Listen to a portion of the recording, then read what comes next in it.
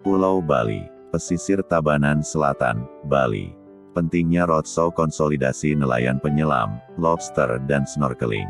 Penulis, Rusdianto Samawa, Ketua Umum Front Nelayan Indonesia, FNI. Selamat menyaksikan.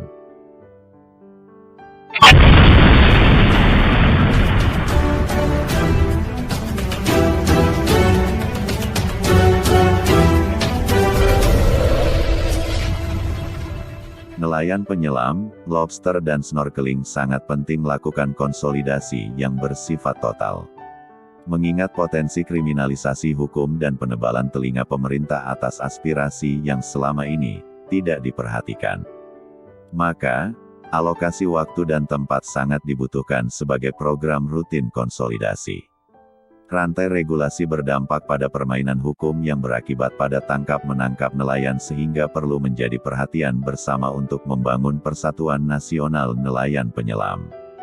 Populasi nelayan kompresor dan snorkeling di seluruh Indonesia pada tahun 1970 capai 1,6 juta kepala keluarga.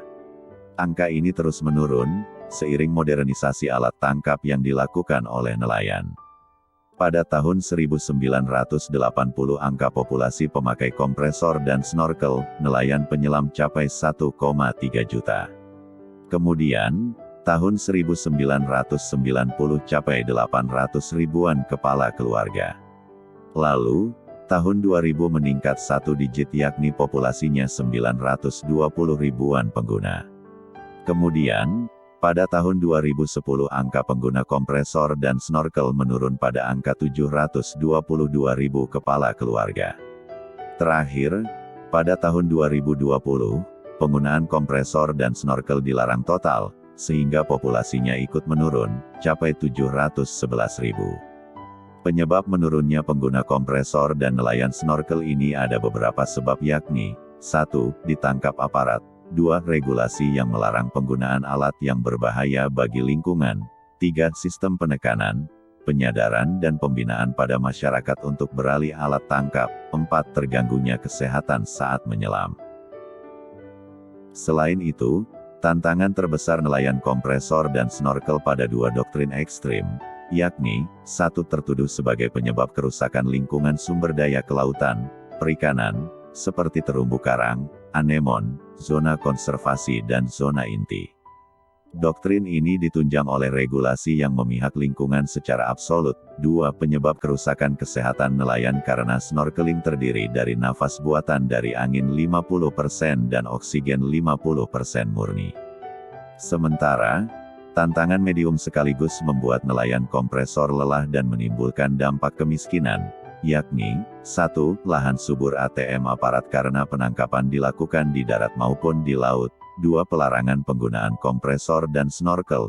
3. Tidak memiliki kepastian hukum, karena regulasi mulai dari UU Perikanan, UU Kelautan, Perpu hingga Perda mengatur pelarangan penggunaan alat tangkap yang merusak, seperti kompresor dan lainnya. Nelayan penyelam sering menjadi sasaran dan amukan aparat di tengah laut, mulai dari masalah izin kapal penangkap, izin penangkapan ikan, hingga diteror, dirazia, dan dikejar di laut. Hal ini dianggap sangat merugikan nelayan penyelam. Padahal, pemerintah bisa pertimbangkan aspek kajian penggunaan kompresor secara ilmiah. Bisa melibatkan kampus dan para teknisi akademi untuk mengkaji, apakah kompresor dan snorkel itu merusak atau tidak. Mengapa begitu penting harus uji petik kajian ilmiah tentang kompresor dan snorkel? Karena penggunaan juga terkandung masa depan dan hidup keluarga nelayan yang harus menjamin anak-anak bersekolah dan beraktivitas untuk meraih masa depannya seperti para generasi yang lainnya. Populasi nelayan penyelam tidak masuk hitungan dalam data Badan Pusat Statistik maupun hitungan Kementerian Kelautan dan Perikanan (KKP). Pasalnya, KKP dan BPS menghitung jumlah nelayan berdasarkan kapal penangkap dan jumlah pendaratan ikan. Pemakai kompresor dan snorkeling tidak dihitung, karena kompresor dan snorkeling dianggap memakai alat kategori merusak lingkungan. Padahal pasokan hasil tangkapan ikan, lobster, gurita, cumi adalah berasal dari nelayan penyelam kompresor dan snorkeling. Kategori pendapatan mereka nomor urut kedua dari hasil tangkapan kapal-kapal penangkap ikan.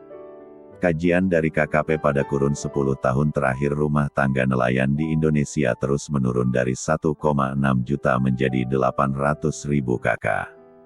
Diakibatkan oleh illegal fishing yang terjadi terhadap sumber daya alam berupa ikan oleh negara lain baik secara resmi ataupun ilegal. Tentu, klaim menurun, berdasar pada hasil sensus 10 tahun terakhir. Dengan adanya penyerobotan penangkap ikan dari negara lain, kesejahteraan nelayan Indonesia berkurang akibat minimnya tangkapan. Sehingga, menyebabkan banyak nelayan di Indonesia yang beralih ke profesi lainnya.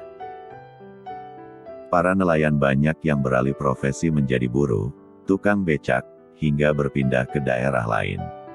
Padahal laut Indonesia masih sangat luas dan ikan masih sangat melimpah. Faktor lainnya adalah nilai jual tangkapan nelayan di Indonesia tergolong rendah. Sehingga, lagi-lagi kesejahteraan para nelayan masih minim. Sehingga, mereka memilih profesi lainnya yang dianggap menjanjikan. Program pemerintah menargetkan Indonesia memiliki 1 juta nelayan dalam program Nelayan Berdaulat. Karena Indonesia merupakan negara besar yang terdiri dari 70% wilayah laut. Penduduk 269 juta. GDP 1,1 triliun dolar Amerika Serikat AS.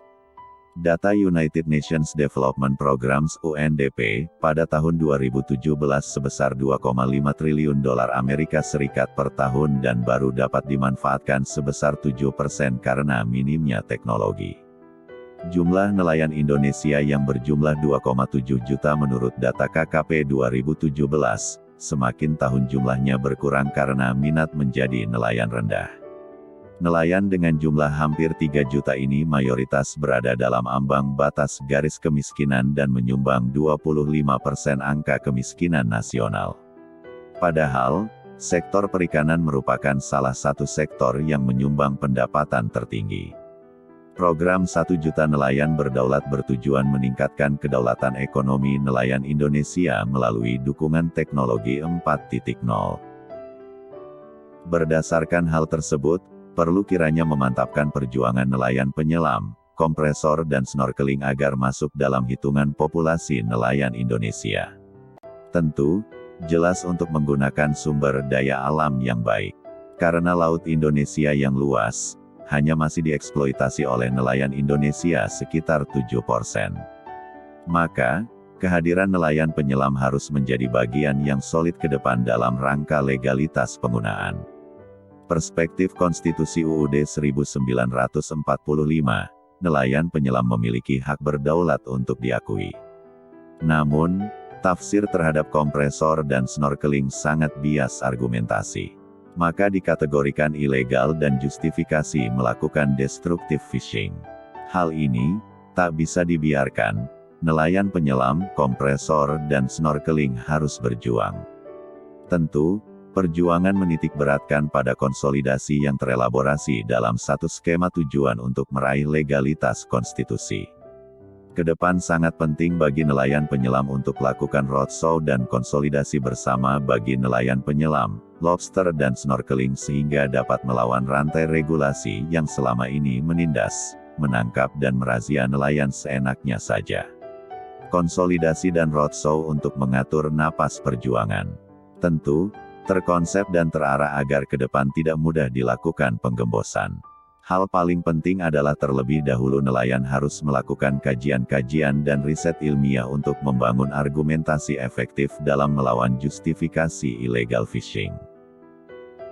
Sasarannya, tentu melakukan judicial review terhadap konstitusi yang dianggap tidak berpihak pada nelayan kompresor dan snorkeling. Jelas membawa kemeja hijau berdasarkan pada kajian sosial ekonomi dan hukum. Selain itu, perlu menentukan metode perjalanan roadshow ke berbagai tempat untuk membangun persatuan nelayan dalam isu yang sama. Dikabarkan TVRB dari Bali.